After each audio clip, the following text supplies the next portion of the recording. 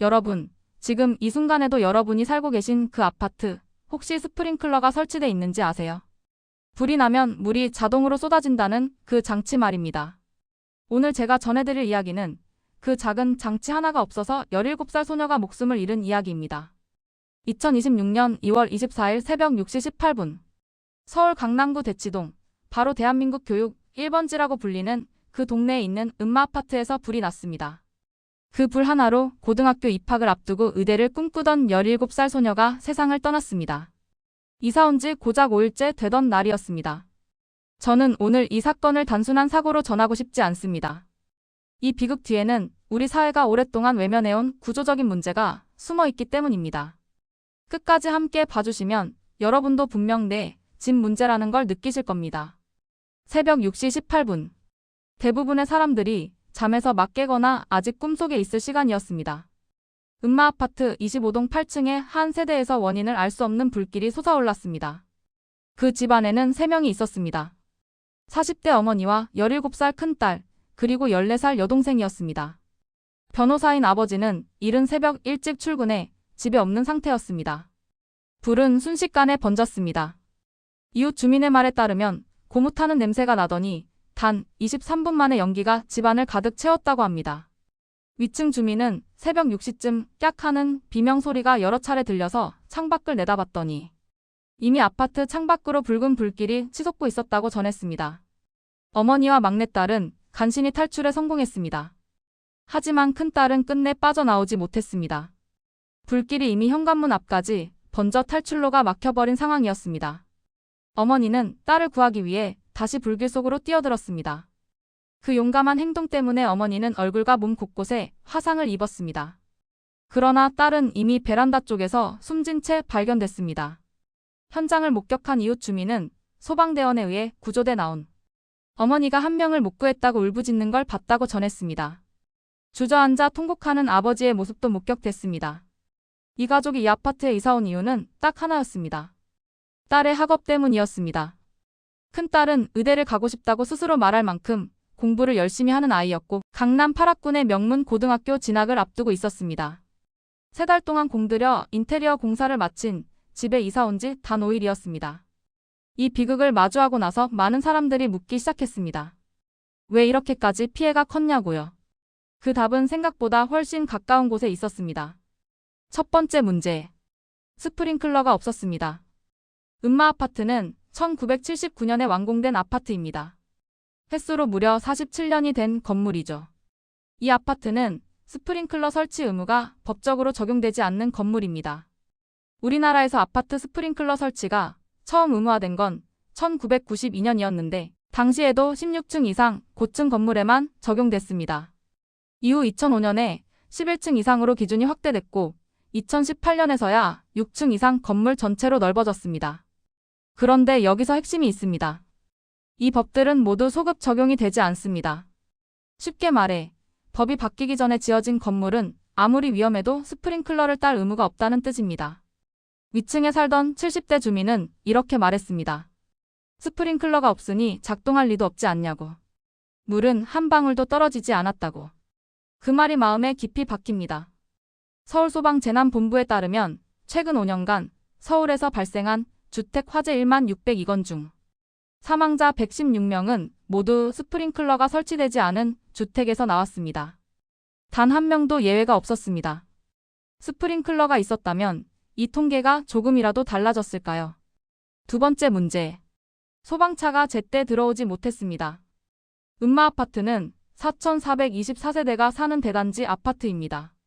강남 한복판에 위치한 대규모 단지이죠. 그런데 이 아파트에는 지하주차장이 없습니다. 1979년에 지어진 건물이기 때문입니다. 세대당 주차 가능 대수는 1.13대에 불과한데 실제로 가구당 자동차를 2대 이상 보유한 경우가 많아 이중주차, 심지어 3중주차가 일상인 아파트입니다. 신고를 받은 소방차는 6분 만에 현장에 도착했습니다. 그러나 이중으로 빽빽하게 주차된 차들 때문에 아파트 단지 안으로 진입하는데 큰 어려움을 겪었습니다. 한 주민은 직접 차를 밀어가며 소방차 길을 열어줬다고 했습니다.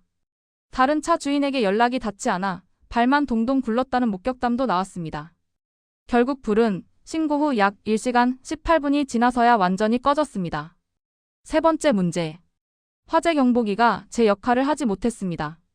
불이 났을 때 경보가 크게 울려야 주민들이 빠르게 대피할 수 있습니다. 그런데 이 아파트 주민들의 증언은 충격적이었습니다. 화재 경보 소리가 너무 작아서 잘 들리지 않았다는 겁니다. 한 주민은 내 목소리보다도 소리가 작아서 경보가 울리는지조차 인지하지 못했다고 했습니다. 또 다른 주민은 집마다 경보기 상태가 달라서 잘 안 들린다고 전했습니다. 이 아파트는 복도식 아파트입니다. 복도식 구조는 문을 열면 외부 공기와 바로 연결되기 때문에 불이 났을 때 산소 공급이 급격히 늘어나 불이 훨씬 빠르게 번집니다. 현장에 있던 주민도 팡팡팡 소리를 내며 불이 더 크게 번졌다고 증언했습니다. 스프링클러 없음, 소방차 진입 지연, 화재 경보기 오작동. 이 세 가지가 겹치면서 비극이 완성됐습니다. 그렇다면 지금 이 시간 음마 아파트처럼 스프링클러가 없는 노후 아파트는 전국에 얼마나 될까요? 전문가들에 따르면 전국에 1990년대 이전 지어진 노후 아파트, 빌라, 다세대 주택 등 수십만 채가 여전히 스프링클러 설치 의무 대상에서 제외돼 있습니다. 수십 년 동안 법이 바뀌었지만 소급 적용이 되지 않으면서 오래된 건물일수록 화재 사각지대가 되고 있는 겁니다. 음마 아파트 한 주민은 재개발만 보고 버티며 살아왔는데 스프링클러도 없다는 사실이 새삼 무섭다고 했습니다. 당장 이사 갈 수도 없어 불안하다고 했습니다. 이 말 한마디가 지금 전국에서 노후 아파트에 살고 있는 수많은 사람들의 현실을 대변하는 것 같아 마음이 무거워집니다. 이번 사건을 계기로 노후 아파트에 스프링클러 소급 설치를 의무화해야 한다는 목소리가 커지고 있습니다. 물론 이미 지어진 건물에 스프링클러를 추가로 설치하는 것은 기술적으로도 비용적으로도 어려운 일입니다. 배관을 새로 깔아야 하고 공사 기간도 길고 비용도 만만치 않습니다.